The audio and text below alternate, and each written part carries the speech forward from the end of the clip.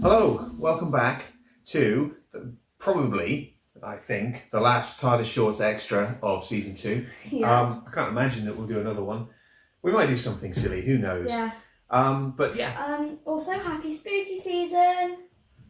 Happy spooky season. And comment down below what if you were going to go trick or treating, what you were going to be. Maybe they still are going to go trick or treating. Who knows? And if you are, comment down below what you're going to be. I'm probably going to be like Stargirl from a TV series or a devil. Oh, a devil Stargirl. Oh yeah, that's a good idea.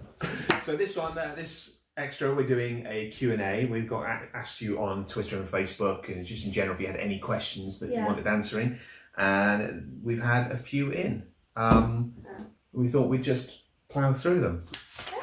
Do you want to read the first one? No, I'll read the second one. You're going to read the second one? Yeah. What, just because the first one is longer than the second one? No. Well, there's 3 parts. Yeah. So the first question is from Andrew Storr, who was a contributor to TARDISshorts. He played Dacre in Time Rocker. A video of him with other emotions, as we said in the episode when our house was destroyed. Yeah, he did a few things of him hiding in various bits of garden shed and stuff, so he's dotted around.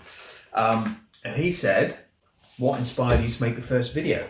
I know you're a filmmaker. Have you done any other Who related content pre-lockdown?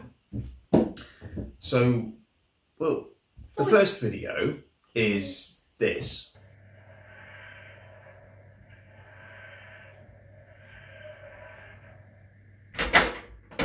Quick, find the telly, 7 o'clock, go. Find the telly. Why are we doing this again? Who? Okay, no. Right. It was close. Tuesday is not close to Saturday, you idiot.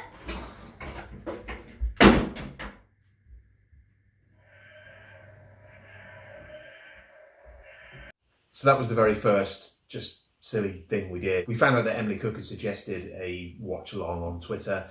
It's going to be the Day of the Doctor. We hadn't any thoughts other than Day of the Doctor is a really good episode. It is a really good episode.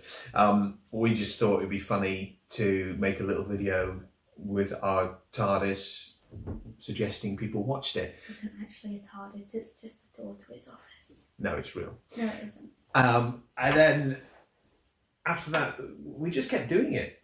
Because then there was another one announced. We thought it'd be funny, so we might as well do another one. And then it just kept every week initially, and then every 3 to 4 days there was another one being announced. So nothing really inspired us to make the first one, other than just being silly, really, and wanting to show off. Because I take any opportunity you can to show off. Yeah, we love showing off. We love showing off. Yes. In a good way. In a good way. In a good way. Have you done any other Who-related content pre-lockdown? Well, you did your story at school, didn't you? Oh yeah, I did that. Your Silex story, which is what inspired in year 5, which is what inspired the Remembrance of the Invasion, our last story. And I did. This is in the 5th year. It's not quite year 5, so this would be the equivalent of year 11 for you, I guess. And Order of the Phoenix and Harry Potter. I did do a story for my English GCSE, which got me a AA apparently, because it is an astonishing piece of invention. I think I probably plagiarised most of it. Never told me about this. You can read it if you want. Nah. I've got better things to read. Other than that, did you do any other Who-related stuff? I've worked with a couple of people from Doctor Who. I worked with Sylvester McCoy on a film that unfortunately got cancelled. My mum's actually met the 4th Doctor. So I think that film that had Sylvester McCoy in also had Adele Silver in, who played Squeak in Survival. Who's she? I think it's called Squeak. She's a little girl, but she grew up to be not so little girl. Yeah. So no, really, I wrote a couple of things for like various big Finnish kind of competition things. I didn't get anywhere. One of them though was almost not identical, was very similar to the Doctor's wife with a being possessing the TARDIS and using the TARDIS's systems against the Doctor and his companions. So, you know, even though that didn't get selected, I'd take that as a win because that was a good episode. Yeah. I like the fact that I had the same idea as Neil Gaiman. One of those two. Here we go. Did we have a roadmap for season 2 at the beginning? And if so, how much, if any, changed while you were filming? I'm going to be honest here, I don't even know what a roadmap is. So did we have a plan? Did we have an outline for what was going to happen in season 2? Or did we just make it all up as we went along? Yeah, we just made it all up as we went along, really. No, we didn't. I had a roadmap right from the beginning. Really? Yes, I just didn't tell you. So we initially thought it was going to be 5. We knew that we'd lost the TARDIS at the end of our first season when we thought we were stopping the first time. For the second season, we knew that we were going to roughly follow some John Pertwee stories, just riff on those.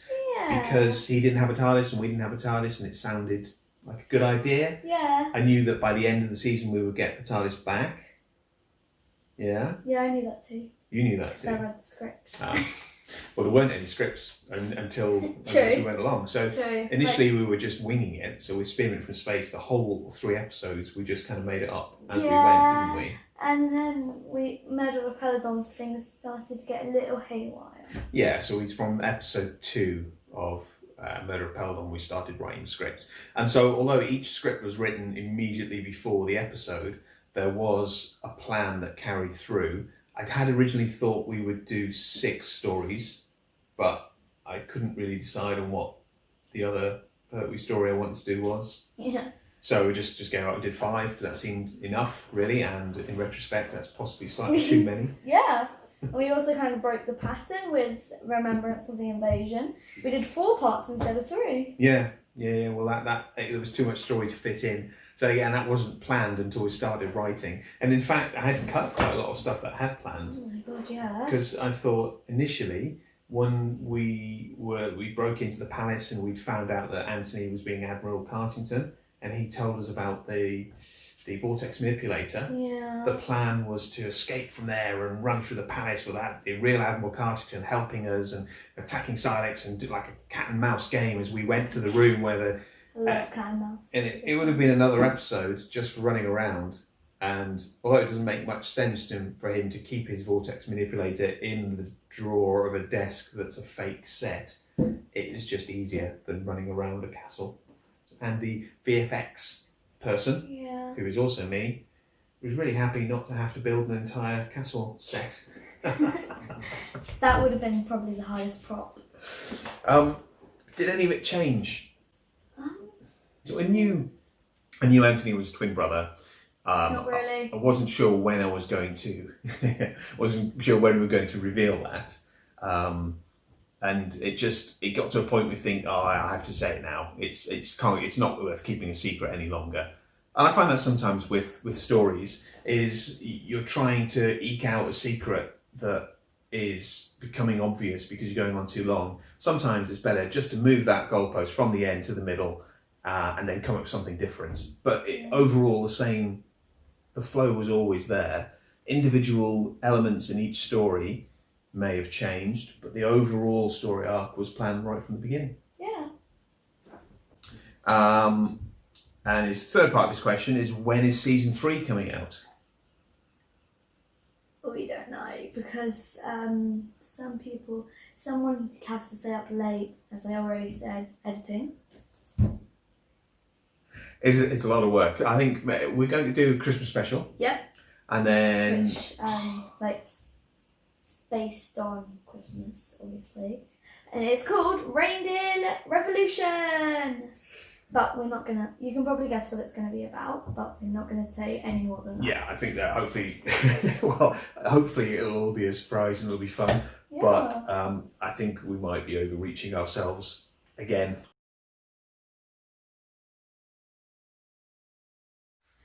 My name is Alice, this is my dad. Make sure to like and subscribe, hit that bell for notifications so you never miss a video. We will see you next time.